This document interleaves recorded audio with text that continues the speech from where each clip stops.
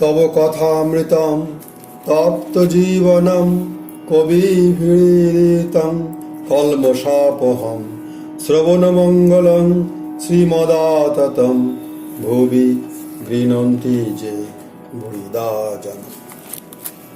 শ্রী শ্রী রামকৃষ্ণ কথামৃত চতুর্থ ভাগ, পঞ্চম পরিচ্ছেদ। চৈতন্যদেব, ঠাকুর শ্রীরামকৃষ্ণ ও লোকমান্য। অধর, চৈতন্য ভোগ করেছিলেন। ঠাকুর চমৎকৃত হইয়া, কি ভোগ করেছিলেন? অধর, অত পণ্ডিত, কত মান। ঠাকুর, অন্যের পক্ষে মান, তার পক্ষে কিছু নয়।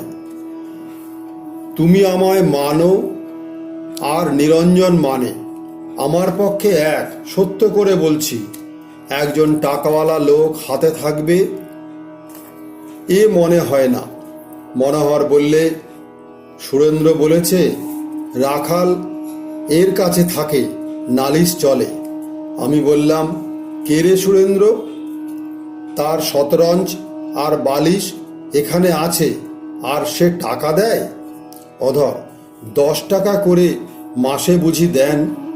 ঠাকুর, 10 টাকায় 2 মাস হয়। ভক্তেরা এখানে থাকে, সে ভক্ত সেবার জন্য দেয়, সে তার পুণ্য, আমার কি? আমি যে রাখাল নরেন্দ্র এদের ভালোবাসি, সে কি কোনো নিজের লাভের জন্য? মাস্টার, মার ভালোবাসার মতো। ঠাকুর, মা তবু চাকরি করে খাওয়াবে বলে অনেকটা করে। আমি এদের যে ভালোবাসি, সাক্ষাৎ নারায়ণ দেখি, কথায় নয়। ঠিক ঠিক ত্যাগীর ভার ঈশ্বর লন। অনন্যাশ্চিস্তয়ন্ত। ঠাকুর অধরের প্রতি, শোনো, আলো জ্বাললে বাদুলে পোকার অভাব হয় না। তাকে লাভ করলে তিনি সব জোগাড় করে দেন, কোনো অভাব রাখেন না। তিনি হৃদয় মধ্যে এলে সেবা করবার লোক অনেক এসে জোটে। একটি ছোকরা সন্ন্যাসী গৃহস্থ বাড়ি ভিক্ষা করতে গেছিল। সে আজন্ম সন্ন্যাসী, সংসারের বিষয় কিছু জানে না। গৃহস্থের একটি যুবতী মেয়ে এসে ভিক্ষা দিলে। সন্ন্যাসী বললে, মা, এর বুকে কি ফোড়া হয়েছে? মেয়েটির মা বললে, না বাবা, ওর পেটে ছেলে হবে বলে ঈশ্বর স্তন করে দিয়েছেন, ওই স্তনের দুধ ছেলে খাবে। সন্ন্যাসী তখন বললে, তবে আর ভাবনা কি? আমি আর কেন ভিক্ষে করব? যিনি আমায় সৃষ্টি করেছেন তিনি আমায় খেতে দেবেন। শোনো, যে উপপতির জন্য সব ত্যাগ করে এলো, সে বলবে না, শালা, তোর বুকে বসবো আর খাবো। তোতাপুরীর গল্প, রাজার সাধু সেবা, কাশীর দুর্গাবাড়ির নিকট নানকপন্থীর মঠে ঠাকুরের মহন্ত দর্শন, 1868 খ্রিস্টাব্দ। ন্যাংটা বললে, কোন রাজা সোনার থালা সোনার গ্লাস দিয়ে সাধুদের খাওয়ালে। কাশীতে মঠে দেখলাম মহন্তর কত মান। বড় বড় খোট্টারা হাত জোর করে দাঁড়িয়ে আছে আর বলছে কি, আজ্ঞে। ঠিক ঠিক সাধু, ঠিক ঠিক ত্যাগী, সোনার থালাও চায় না, মানও চায় না। তবে ঈশ্বর তাদের কোনো অভাব রাখেন না। তাকে পেতে গেলে যা যা দরকার সব জোগাড় করে দেন। সকলে নিঃশব্দ। আপনি হাকিম, কি বলবো, যা ভালো বোঝো তাই করো, আমি মূর্খ। অধর সহাস্যে ভক্তদিগকে, উনি আমাকে এক্সামিন করছেন। ঠাকুরও সহাস্যে, নিবৃত্তি ভালো, দেখো না, আমি সই করলাম না, ঈশ্বরই বস্তু আর সব অবস্তু।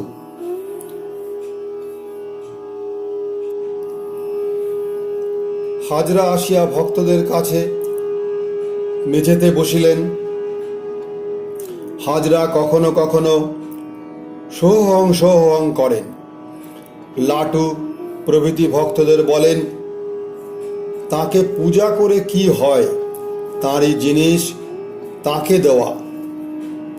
একদিন নরেন্দ্রকেও তিনি ওই কথা বলিয়াছিলেন ঠাকুর হাজরার প্রতি। লাটুকে বলেছিলাম, কে কারে ভক্তি করে?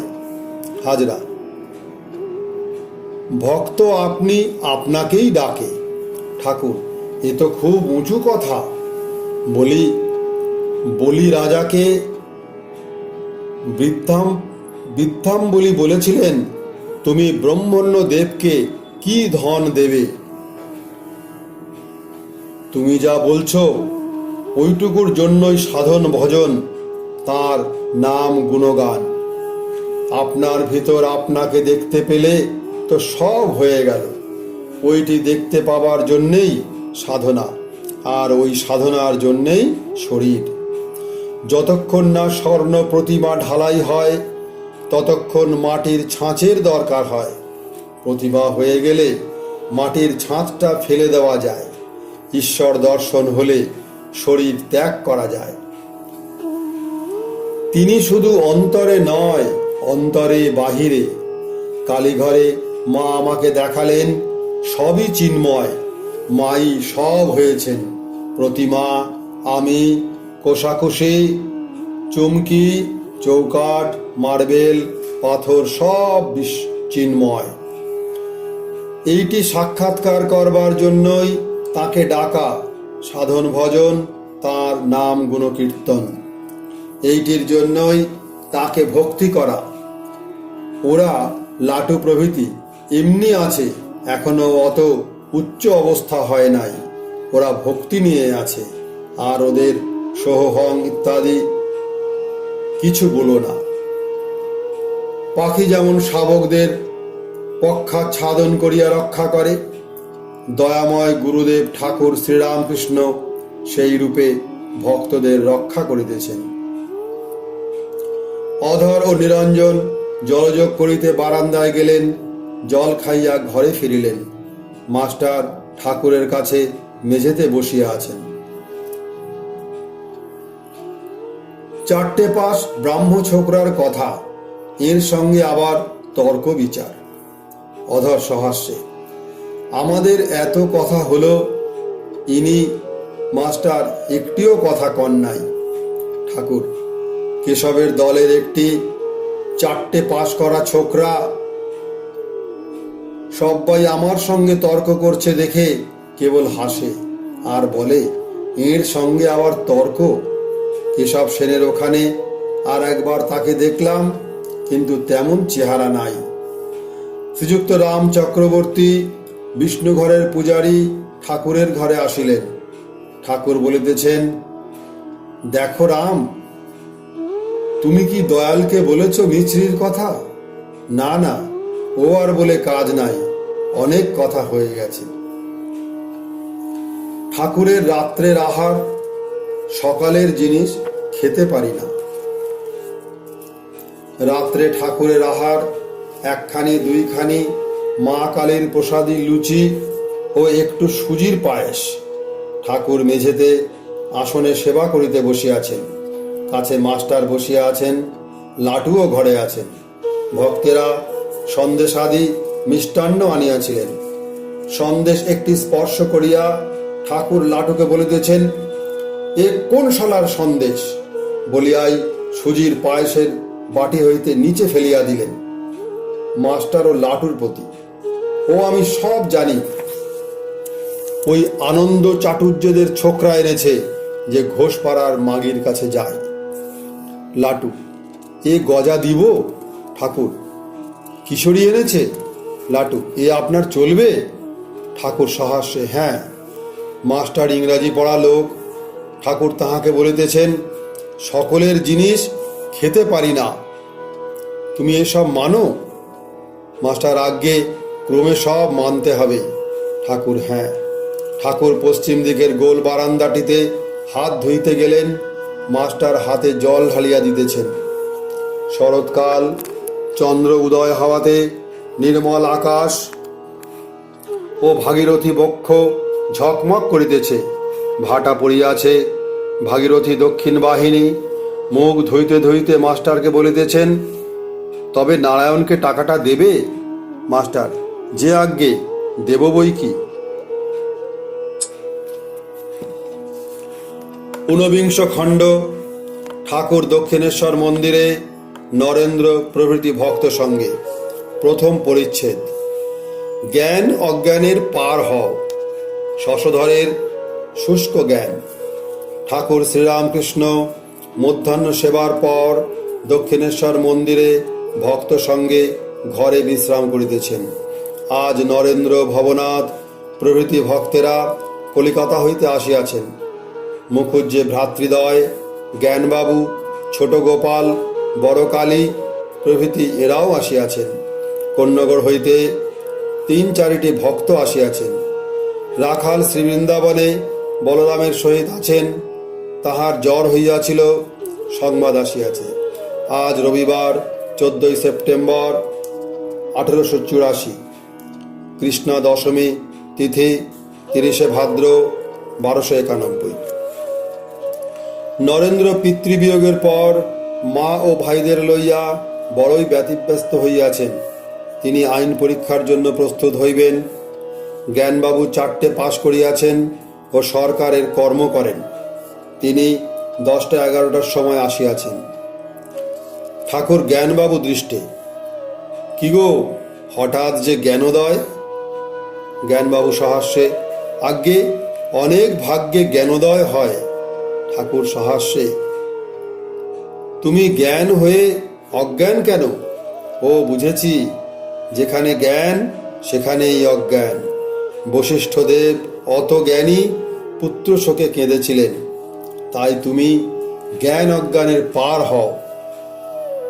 অজ্ঞান কাঁটা পায়ে ফুটেছে, তুলবার জন্য জ্ঞান কাঁটার দরকার। তারপর তোলা হলে 2টি কাঁটাই ফেলে দেয়।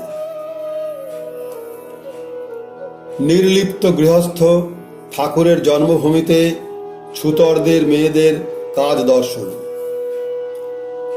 এই সংসার ধোঁকার টাটি, জ্ঞানী বলছে। যিনি জ্ঞান অজ্ঞানের পার, তিনি বলছেন মজার কুঠি। সে দেখে ঈশ্বরী জীবজগৎ, এই চতুর্বিংশতি তত্ত্ব সব হয়েছেন।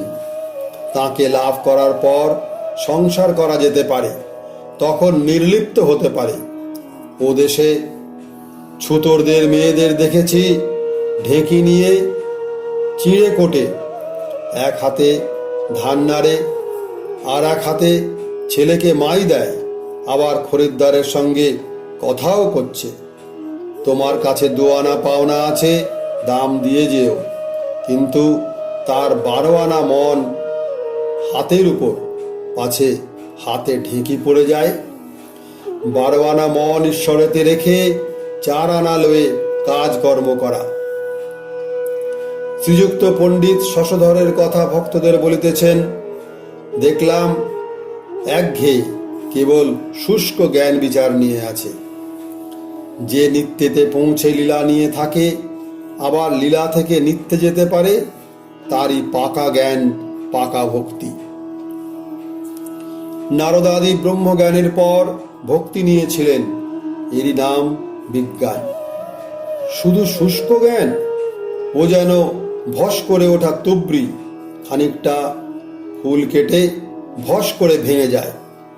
নারদ শুকদেবাদির জ্ঞান যেন ভালো তুবড়ি, খানিকটা ফুল কেটে বন্ধ হয়, আবার নূতন ফুল কাটছে, আবার বন্ধ হয়, আবার নূতন ফুল কাটে।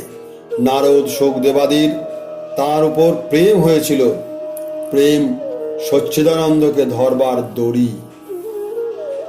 ঠাকুর শ্রীরামকৃষ্ণ বকুলতলায়, ঝাউতলা হতে ভাবাবিষ্ট। মধ্যাহ্নের সেবার পর ঠাকুর একটু বিশ্রাম করিয়াছেন। বকুলতলায় বেঞ্চের মতো যে বসিবার স্থান আছে, সেখানে 2-4 জন ভক্ত উপবিষ্ট আছেন ও গল্প করিতেছেন। ভবনাথ, মুখুজ্জে ভ্রাতৃদ্বয়, মাস্টার, ছোট গোপাল, হাজরা প্রভৃতি। ঠাকুর ঝাউতলায় যাইতেছেন। ওখানে আসিয়া একবার বসিলেন। হাজরা ছোট গোপালকে। একে একটু তামাক খাওয়াও। ঠাকুর সহাস্যে, তুমি খাবে তাই বলো। সকলের হাস্য। মুখুজ্জে হাজরাকে, আপনি এর কাছে থেকে অনেক শিখেছেন। ঠাকুর সহাস্যে বললেন, না, এর বাল্যকাল থেকেই এই অবস্থা। সকলের হাস্য। ঠাকুর ঝাউতলা হইতে ফিরিয়া আসিতেছেন। ভক্তেরা দেখিলেন ভাবাবিষ্ট মাতালের ন্যায় চলিতেছেন। যখন ঘরে পৌঁছিলেন তখন আবার প্রকৃতিস্থ হইলেন। দ্বিতীয় পরিচ্ছেদ। নারায়ণের জন্য ঠাকুরের ভাবনা। কোন্নগরের ভক্তগণ, শ্রীরামকৃষ্ণের সমাধি ও নরেন্দ্রের গান। ঠাকুরের ঘরে অনেক ভক্ত সমাগত হইয়াছেন। কোন্নগরের ভক্তদের মধ্যে একজন সাধক নূতন আসিয়াছেন, বয়ক্রম 50-র উপর। দেখিলে বোধ হয় ভিতরে খুব পাণ্ডিত্যাভিমান আছে। কথা কহিতে কহিতে তিনি বলিতেছেন, সমুদ্র মন্থনের আগে কি চন্দ্র ছিল না? এসব মীমাংসা কে করবে? মাস্টার সহাস্যে, ব্রহ্মাণ্ড ছিল না যখন মুন্ডমালা কোথায় পেলি? সাধক বিরক্ত হইয়া, ও আলাদা কথা। ঘরের মধ্যে দাঁড়াইয়া ঠাকুর মাস্টারকে হঠাৎ বলিতেছেন, সে এসেছিল নারায়ণ। নরেন্দ্র বারান্দায় হাজরা প্রভৃতির সহিত কথা কহিতেছেন। বিচারের শব্দ ঠাকুরের ঘর হইতে শোনা যাইতেছে। ঠাকুর খুব বকতে পারে, এখন বাড়ির ভাবনায় বড় পড়েছে। মাস্টার, আগে হ্যাঁ। ঠাকুর, বিপদকে সম্পদ জ্ঞান করবে বলেছিল কি না? কি? মাস্টার, আগে মনের বলটা খুব আছে। বড়কালী, কোনটা কম? ঠাকুর নিজের আসনে বসে আছেন। কোন্নগরের একটি ভক্ত ঠাকুরকে বলিতেছেন, মহাশয়, ইনি এ সাধক আপনাকে দেখতে এসেছেন, এর কি কি জিজ্ঞাসা আছে? সাধক দেহ ও মস্তক উন্নত করিয়া বসে আছেন। সাধক, মহাশয়, উপায় কি? ঈশ্বর দর্শনের উপায়, গুরুবাক্যে বিশ্বাস, শাস্ত্রের ধারণা। কখন? ঠাকুর, গুরুবাক্যে বিশ্বাস। তার বাক্য ধরে ধরে গেলে ভগবানকে লাভ করা যায়। যেমন সুতোর ঘি ধরে গেলে বস্তু লাভ হয়। সাধক, তাকে কি দর্শন করা যায়? ঠাকুর, তিনি বিষয় বুদ্ধির অগোচর। কামিনী কাঞ্চনে আসক্তির লেশ থাকলে তাকে পাওয়া যায় না। কিন্তু শুদ্ধ মন, শুদ্ধ বুদ্ধির গোচর যে মনে, যে বুদ্ধিতে আসক্তির লেশ মাত্র নাই। শুদ্ধ মন, শুদ্ধ বুদ্ধি আর শুদ্ধ আত্মা একই জিনিস। সাধক, কিন্তু শাস্ত্রে বলেছে, যত বাচো নিবর্তন্তে অপ্রাপ্য মনসা সহ, তিনি বাক্য মনের অগোচর। ঠাকুর, ও থাক থাক, সাধন না করলে শাস্ত্রের মানে বোঝা যায় না। সিদ্ধি সিদ্ধি বললে কি হবে? পণ্ডিতেরা শ্লোক সব ফরর ফরর করে বলে, কিন্তু তাতে কি হবে? সিদ্ধি গায়ে মাখলেও নেশা হয় না, খেতে হয়। শুধু বললে কি হবে? দুধে আছে মাখন, দুধে আছে মাখন। দুধকে দই পেতে মন্থন করো, তবে তো হবে। সাধক, মাখন তোলা ওসব তো শাস্ত্রের কথা। ঠাকুর, শাস্ত্রের কথা বললে বা শুনলে কি হবে? ধারণা করা চাই। পাঁজিতে লিখেছে 20 আড়া জল, পাঁজি টিপলে একটুও পড়ে না। সাধক, মাখন তোলা আপনি তুলেছেন। ঠাকুর, আমি কি করেছি আর না করেছি সে কথা থাক, আর এসব কথা বোঝানো বড় শক্ত। কেউ যদি জিজ্ঞাসা করে ঘি কিরকম খেতে, তার উত্তর কেমন ঘি না যেমন ঘি। এসব জানতে গেলে সাধু সঙ্গ দরকার। কোনটা কফের নাড়ি, কোনটা পিত্তের নাড়ি, কোনটা বায়ুর নাড়ি, এটা জানতে গেলে বৈদ্যের সঙ্গে থাকা দরকার। সাধক, কেউ কেউ অন্যের সঙ্গে থাকতে বিরক্ত হয়। ঠাকুর, সে জ্ঞানের পর ভগবান লাভের পর আগে সাধু সঙ্গ চাই না? সাধক চুপ করিয়া আছেন। সাধক কিয়ৎক্ষণ পরে গরম হইয়া, আপনি তাকে যদি জানতে পেরেছেন, বলুন, প্রত্যক্ষেই হোক আর অনুভবেই হোক। ইচ্ছা হয় পারেন বলুন, না হয় না বলুন। ঠাকুর ঈষৎ হাসিতে হাসিতে, কি বলবো, কেবল আভাস বলা যায়। সাধক, তাই বলুন। নরেন্দ্র গান গাহিবেন। নরেন্দ্র বলিতেছেন, পাখোয়াজটা আনলে না? ছোট গোপাল, মহিম বাবুর আছে। ঠাকুর, না, ওর জিনিস এনে কাজ নাই। আগে কোন্নগরের একটি ভক্ত কালোয়াতে গান গাহিতেছেন। গানের সময় ঠাকুর সাধকের অবস্থা একবার দেখিতেছেন। গায়ক নরেন্দ্রের সহিত গান বাজনা সম্বন্ধে ঘোরতর তর্ক করিতেছেন। সাধক গায়কের প্রতি, তুমিও তো বাবু কম নও, এসব তর্কে কি দরকার? আর একজন তর্কে যোগ দিয়াছিলেন। ঠাকুর সাধককে বলিতেছেন, আপনি একে কিছু বকলেন না? ঠাকুর কোন্নগরের ভক্তদের বলছেন, কই, আপনাদের সঙ্গেও এর ভালো বনে না দেখছি। নরেন্দ্র গান গাহিতেছেন, যাবে কি হে দিন আমার বিফলে চলিয়ে, আছি নাথ দিবানিশি আশা পথ নিরখিয়ে। সাধক গান শুনিতে শুনিতে ধ্যানস্থ হইয়াছেন। ঠাকুর তক্তাপোষের উত্তরে দক্ষিণাস্য হইয়া বসিয়া আছেন। বেলা 3টা-4টা হইবে। পশ্চিমে রৌদ্র আসিয়া তাহার গায়ে পড়িয়াছে। ঠাকুর তাড়াতাড়ি একটি ছাতি লইয়া তাহার পশ্চিম দিকে রাখিলেন, যাহাতে রৌদ্র সাধকের গায়ে না লাগে।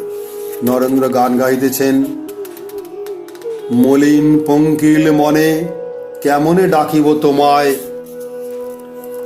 পারে কি তৃণ পশিতে জ্বলন্ত অনল যথায়, তুমি পুণ্যের আধার জ্বলন্ত অনল সম, আমি পাপী তৃণ সম কেমনে পুজিব তোমায়, শুনি তব নামের গুণে তরে মহাপাপী জনে, লইতে পবিত্র নাম কাঁপে হে মম হৃদয়, অভ্যস্ত পাপের সেবায় জীবন চলিয়া যায়, কেমনে করিব আমি পবিত্র পথ আশ্রয়, এ পাতকী নরাধমে তার যদি দয়াল নামে, বল করে কেশে ধরে দাও চরণে আশ্রয়। তৃতীয় পরিচ্ছেদ। নরেন্দ্রাদি শিক্ষা বেদ বেদান্তে কেবল আভাস।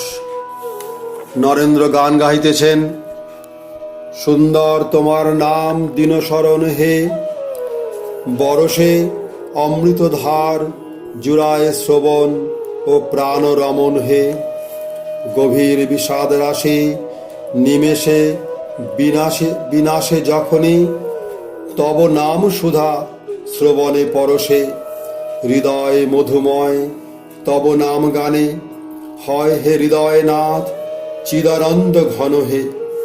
নরেন্দ্র যেই গাহিলেন, হৃদয় মধুময় তব নাম গানে, ঠাকুর অমনি সমাধিস্থ।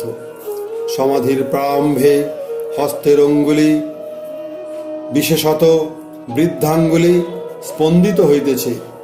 কোন্নগরের ভক্তেরা ঠাকুরের সমাধি কখনো দেখেন নাই। ঠাকুর চুপ করিলেন দেখিয়া তাহারা গাত্রোত্থান করিতেছেন। ভবনাথ, আপনারা বসুন না, এর সমাধি অবস্থা। কোন্নগরের ভক্তেরা আবার আসন গ্রহণ করিলেন। নরেন্দ্র গাহিতেছেন, দিবানিশি করিয়া যতন, হৃদয়েতে রচেছি আসন, জগৎপতি হে কৃপা করি, সেথা কি করিবে আগমন। ঠাকুর ভাবাবেশে নিচে নামিয়া মেঝেতে নরেন্দ্রের কাছে বসিলেন। চিদাকাশে হল পূর্ণ প্রেম চন্দ্রদয় হে, উথলিল প্রেম সিন্ধু কি আনন্দময় হে, জয় দয়াময় জয় দয়াময় জয় দয়াময় জয় দয়াময়। এই নাম শুনিয়া ঠাকুর দণ্ডায়মান, আবার সমাধিস্থ। অনেকক্ষণ পরে কিঞ্চিত প্রকৃতিস্থ হইয়া আবার মেঝেতে মাদুরের উপর বসিলেন। নরেন্দ্র গান সমাপ্ত করিয়াছেন। তানপুরা যথাস্থানে রাখা হইয়াছে। ঠাকুরের এখনো ভাবাবেশ রহিয়াছে। ভাবাবস্থাতেই বলিতেছেন, এ কি বড় দেখি মা, মাখন তুলে মুখের কাছে ধরো, পুকুরে চার ফেলবে না, ছিপ নিয়ে বসে থাকবে না, মাছ ধরে ওর হাতে দাও, কি হাঙ্গাম, মা বিচার আর শুনবো না, শালারা ঢুকিয়ে দেয়, কি হাঙ্গাম, ঝেড়ে ফেলবো। সে বেদ বিধির পার, বেদ বেদান্ত শাস্ত্র পড়ে কি তাকে পাওয়া যায়? নরেন্দ্রের প্রতি, বুঝেছিস, বেদে কেবল আভাস। নরেন্দ্র আবার তানপুরা আনিতে বলিলেন। ঠাকুর বলিলেন, আমি গাইব। এখনো ভাবাবেশ রহিয়াছে। ঠাকুর গাইতেছেন, আমি ওই খেদে খেদ করি শ্যামা, তুমি মাতা থাকতে আমার জাগা ঘরে চুরি গো মা। মা বিচার কেন করাও?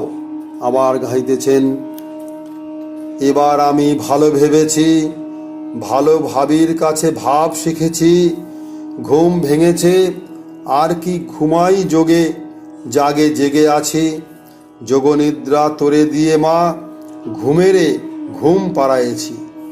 ঠাকুর বলিতেছেন, আমি হুঁশে আছি। এখনো ভাবাবস্থা। সুরাপান করি না আমি, সুধা খাই জয় কালী বলে, মন মাতালে মাতাল করে, মদ মাতালে মাতাল বলে। ঠাকুর বলিয়াছেন, মা বিচার আর শুনব না।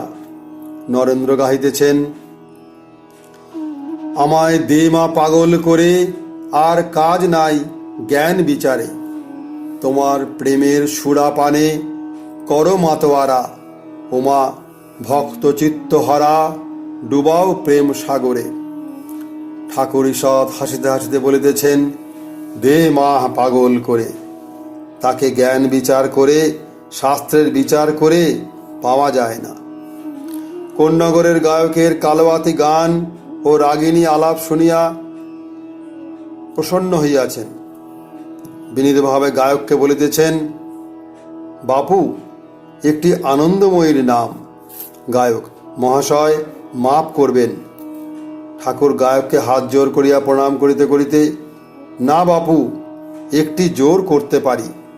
এই বলিয়া গোবিন্দ অধিকারীর যাত্রায় বৃন্দার উক্তি কীর্তন গান গাইয়া বলিতেছেন, রাই বলিলে বলিতে পারে, কৃষ্ণের জন্য জেগে আছে, সারা রাত জেগে আছে, মান করিলে করিতে পারে। বাপু তুমি ব্রহ্মময়ীর ছেলে, তিনি ঘটে ঘটে আছেন। অবশ্য বলবো, চাষা গুরুকে বলেছিল, মেরে মন্ত্র লব। গায়ক সহাস্যে, জুতো মেরে? ঠাকুর শ্রী গুরুদেবকে উদ্দেশ্যে প্রণাম করিতে করিতে সহাস্যে, অত দূর নয়।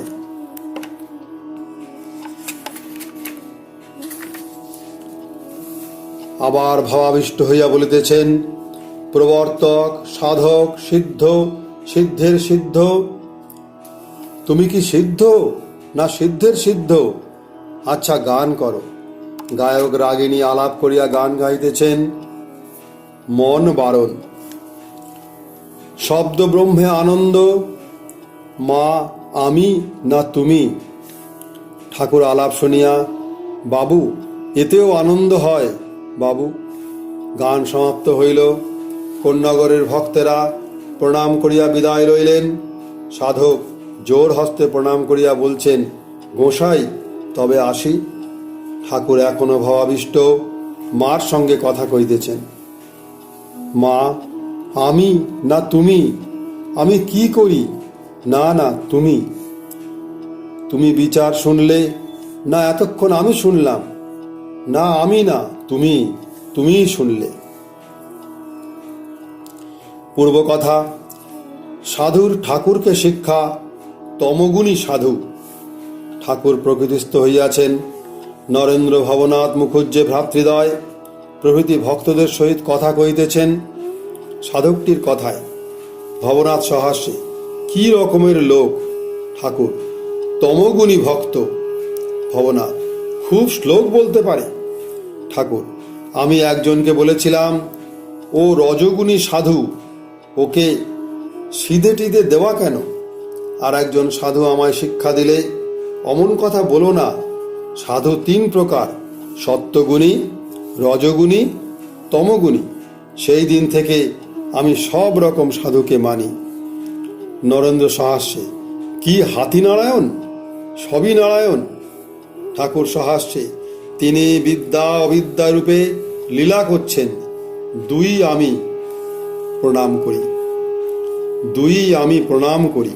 চণ্ডীতে আছে তিনি লক্ষ্মী, আবার হতভাগার ঘরে অলক্ষ্মী। ভবনাথের প্রতি, এটা কি বিষ্ণু পুরাণে আছে? ভবনাথ সহাস্যে, আগে তা জানি না। কোন্নগরের ভক্তরা আপনার সমাধি অবস্থা আসছে বুঝতে না পেরে উঠে যাচ্ছিল। ঠাকুর, কে আবার বলছিল তোমরা বসো? ভবনাথ সহাস্যে, সে আমি। ঠাকুর, তুমি বাছা ঘটাতেও যেমন, আবার তারাতেও তেমনি। গায়কের সঙ্গে নরেন্দ্রের তর্ক হইয়াছিল, সেই কথা হইতেছে। Doctrine of non residence and Sri Ramakrishna. নরেন্দ্রের প্রতি উপদেশ, সত্যের তম, হরিনাম মাহাত্ম্য। মুখুজ্জে, নরেন্দ্রও ছাড়েন নাই। ঠাকুর, না, এরূপ রোগ চাই, একে বলে সত্যের তম। লোকে যা বলবে তাই কি শুনতে হবে? বেশ্যাকে কি বলবে, আচ্ছা যা হয় তুমি করো, তাহলে বেশ্যার কথা শুনতে হবে? মান করাতে একজন সখী বলেছিল শ্রীমতীর অহংকার হয়েছে। বৃন্দে বললে, এ অহংকার, এ তাঁরই অহং, কৃষ্ণের গর্বে গর্বিনী। এইবার হরিনাম মাহাত্ম্যের কথা হইতেছে। ভবনাথ, হরিনামে আমার গা যেন খালি হয়। ঠাকুর, যিনি পাপ হরণ করেন তিনিই হরি, হরি ত্রিতাপ হরণ করেন। আর চৈতন্যদেব হরিনাম প্রচার করেছিলেন। অতএব ভালো। দেখো চৈতন্যদেব কত বড় পণ্ডিত, আর তিনি অবতার। তিনি যে কালে এই নাম প্রচার করেছিলেন, এ অবশ্য ভালো। সহাস্যে, চাষারা নিমন্ত্রণ খাচ্ছে, তাদের জিজ্ঞাসা করা হলো, তোমরা আমরার অম্বল খাবে? তারা বললে, যদি বাবুরা খেয়ে থাকেন তাহলে আমাদের দেবেন। তাঁরা যেকালে খেয়ে গেছেন সেকালে ভালোই হয়েছে। সকলের হাস্য। শিবনাথকে দেখিবার ইচ্ছা, মহেন্দ্রের তীর্থযাত্রা প্রস্তাব। ঠাকুর শিবনাথ শাস্ত্রীকে দেখিতে যাইবেন ইচ্ছা হইয়াছে। ঠাকুর শিবনাথ শাস্ত্রীকে দেখিতে যাইবেন ইচ্ছা হইয়াছে, তাই মুখুজ্জেকে বলিতেছেন, একবার শিবনাথকে দেখতে যাব, তোমাদের গাড়িতে গেলে আর ভাড়া লাগবে না। মুখুজ্জে, যে আজ্ঞে। তাই একদিন ঠিক করা যাবে। ঠাকুর ভক্তদের প্রতি, আচ্ছা আমাদের কি লাইক করবে?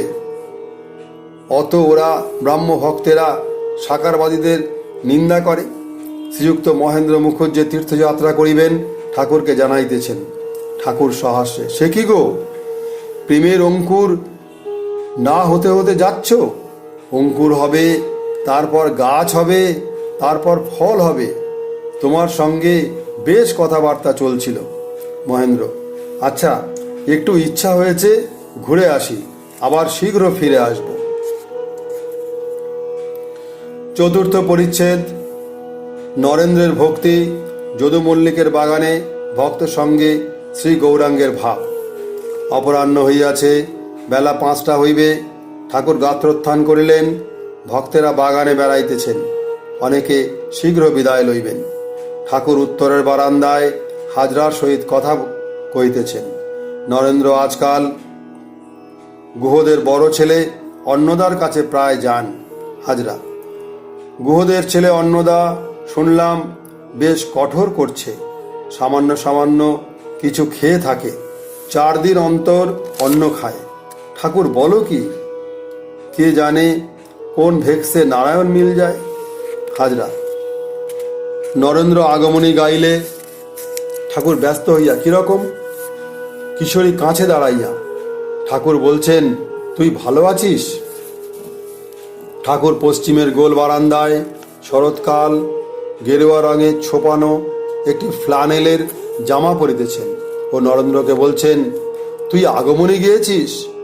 গোল বারান্দা হইতে নামিয়া নরেন্দ্রের সঙ্গে গঙ্গার পোস্তার উপর আসিলেন। সঙ্গে মাস্টার। নরেন্দ্র গান গাইতেছেন। কেমন করে পরের ঘরে ছিলি উমা, বলমা তাই, কত লোকে কত বলে, শুনে প্রাণে মরে যায়। চিতাভস্য মেখে অঙ্গে, জামাই বেড়ায় মহারঙ্গে, তুই নাকি মা তারই সঙ্গে, সোনার অঙ্গে মাখিস ছাই। কেমনে মা ধৈর্য ধরে, জামাই নাকি ভিক্ষা করে, এবার নিতে এলে পরে বলবো উমা ঘরে নাই। ঠাকুর দাঁড়াইয়া শুনিতেছেন। শুনিতে শুনিতে ভাবাবিষ্ট। এখনো একটু বেলা আছে। সূর্যদেব পশ্চিম গগনে দেখা যাইতেছেন। ঠাকুর ভাবাবিষ্ট। তাহার একদিকে উত্তর বাহিনী গঙ্গা, কিয়ৎক্ষণ হইল জোয়ার আসিয়াছে। পশ্চাতে পুষ্পোদ্যান, ডান দিকে নহবত ও পঞ্চবটি দেখা যাইতেছে। কাছে নরেন্দ্র দাঁড়াইয়া গান গাইতেছেন। সন্ধ্যা হইল। নরেন্দ্র প্রভৃতি ভক্তেরা প্রণাম করিয়া বিদায় গ্রহণ করিয়াছেন। ঘরে ঠাকুর আসিয়াছেন ও জগন্মাতার নাম ও চিন্তা করিতেছেন। শ্রীযুক্ত যদু মল্লিক পার্শ্বের বাগানে আজ আসিয়াছেন। বাগানে আসিলে প্রায় ঠাকুরকে লোক পাঠাইয়া লইয়া যান। আজ লোক পাঠাইয়াছেন, ঠাকুরের যাইতে হইবে। শ্রীযুক্ত অধর সেন কলিকাতা হইতে আসিয়া ঠাকুরকে প্রণাম করিলেন। ভক্ত সঙ্গে শ্রীযুক্ত যদু মল্লিকের বাগানে শ্রী গৌরাঙ্গের ভাব। ঠাকুর শ্রীযুক্ত যদু মল্লিকের বাগানে যাইবেন। লাটুকে বলিতেছেন, লণ্ঠনটা জাল, একবার চল। ঠাকুর লাটুর সঙ্গে একাকী যাইতেছেন। মাস্টার সঙ্গে আছেন। ঠাকুর মাস্টারের প্রতি, তুমি নারায়ণকে আনলে না কেন? মাস্টার, আমি কি সঙ্গে যাব? ঠাকুর, যাবে? অধর ঠদর সব রয়েছে। আচ্ছা এসো। মুখুজ্জেরা পথে দাঁড়াইয়াছিলেন। ঠাকুর মাস্টারকে বলিতেছেন, ওরা কেউ যাবেন? মুখুজ্জের প্রতি, আচ্ছা বেশ চলো, তাহলে শীঘ্র উঠে আসতে পারবো। চৈতন্যলীলা ও অধরের কর্মের কথা যদু মল্লিকের সঙ্গে। ঠাকুর যদু মল্লিকের বৈঠকখানায় আসিয়াছেন। সুসজ্জিত বৈঠকখানা। ঘর বারান্দায় দেয়ালগিরি জ্বলিতেছে। শ্রীযুক্ত যদুলাল ছোট ছোট ছেলেদের লইয়া আনন্দে দু একটি বন্ধু সঙ্গে বসিয়া আছেন। খানসামারা কেহ অপেক্ষা করিতেছে, কেহ হাত পাখা লইয়া পাখা করিতেছে। যদু হাসিতে হাসিতে বসিয়া বসিয়া ঠাকুরকে সম্ভাষণ করিলেন ও অনেক দিনের পরিচিতের ন্যায় ব্যবহার করিতে লাগিলেন। যদু গৌরাঙ্গ ভক্ত। তিনি স্টার থিয়েটারে চৈতন্যলীলা দেখিতে আসিয়াছেন। ঠাকুরের কাছে গল্প করিতেছেন। বলিলেন, চৈতন্যলীলা নূতন অভিনয় হইতেছে, বড় চমৎকার হইয়াছে। ঠাকুর আনন্দের সহিত চৈতন্যলীলা কথা শুনিতেছেন। মাঝে মাঝে যদুর একটি ছোট ছেলের হাত লইয়া খেলা করিতেছেন। মাস্টার ও মুখুজ্জে ভ্রাতারা তাহার কাছে বসিয়া আছেন। শ্রীযুক্ত অধর সেন কলিকাতা মিউনিসিপ্যালিটির ভাইস চেয়ারম্যানের কর্মের জন্য চেষ্টা করিয়াছিলেন। সে কর্মের মাহিনা 1000 টাকা। অধর ডেপুটি ম্যাজিস্ট্রেট 300 টাকা মাইনে পান। অধরের বয়স 30 বৎসর। ঠাকুর যদুর প্রতি, কই অধরের কর্ম হলো না? যদু ও তাহার বন্ধুরা বলিলেন, অধরের কর্মের বয়স যায় নাই। কিয়ৎক্ষণ পরে যদু বলিতেছেন, তুমি একটু তার নাম করো। ঠাকুর গৌরাঙ্গের ভাব গানের ছলে বলিতেছেন, আমার গৌর নাচে নাচে সংকীর্তনে শ্রীবাস অঙ্গনে ভক্তগণ সঙ্গে। আবার গান, আমার গৌর রতন। আবার গান, গৌর চাহে বৃন্দাবন পানে ধারা বহে দু নয়নে। ভাব হবে বৈকিরে ভাবনিধি শ্রী গৌরাঙ্গের, ভাবে হাসে কাঁদে নাচে গায়, বন দেখে বৃন্দাবন ভাবে। সমুদ্র দেখে শ্রী যমুনা ভাবে, গৌর আপনার পায় আপনি ধরে, যার অন্ত কৃষ্ণ বহি গৌর। আবার গান গাইতেছেন, আমার অঙ্গ কেন গৌর, ও গৌর হলো রে, কি করলে রে ধনী, অকালে সকালে কইলে, অকালেতে বরণ ধরালে। এখন তো গৌর হতে দিন বাকি আছে, এখন তো দাপর লীলা শেষ হয় নাই। একই হলো রে, কোকিল ময়ূর সকলই গৌর, যেদিকে ফিরাই আঁখি একই হলো রে, একই গৌরময় সকল দেখি। রায় বুঝি মথুরায় এলো, তাইতে অঙ্গে গৌর হলো। ধনী কুমুরিয়ে পোকা ছিল, তাইতে আপনার বরণ ধরাইল। এখন যে অঙ্গ কালো ছিল, দেখতে দেখতে গৌর হলো। রাই ভেবে কি রাই হলাম একই রে, যে রাধা মন্ত্র জপ না করে, রাই ধনী কি আপনার বরণ ধরায় তারে। মথুরায় আমি কি নবদ্বীপে আমি, কিছু ঠাওরাতে নারী রে। এখনো তো মহাদেব অদ্বৈত হয় নাই, আমার অঙ্গ কেন গৌর। এখনো তো বলাই দাদা নিতাই হয় নাই, বিশাখা রামানন্দ হয় নাই। এখনো তো ব্রহ্মা হরিদাস হয় নাই, এখনো তো নারদ শ্রীবাস হয় নাই। এখনো তো মা যশোদা শচী হয় নাই। একাই কেন আমি গৌর, যখন বলাই দাদা নিতাই হয় নাই তখন। তবে তাই বুঝি মথুরায় এলো, তাইতে কি অঙ্গ আমার গৌর হলো। অতএব বুঝি আমি গৌর, এখনো তো পিতানন্দ জগন্নাথ হয় নাই, এখনো তো শ্রী রাধিকা গদাধর হয় নাই। আমার অঙ্গ কেন গৌর হলো।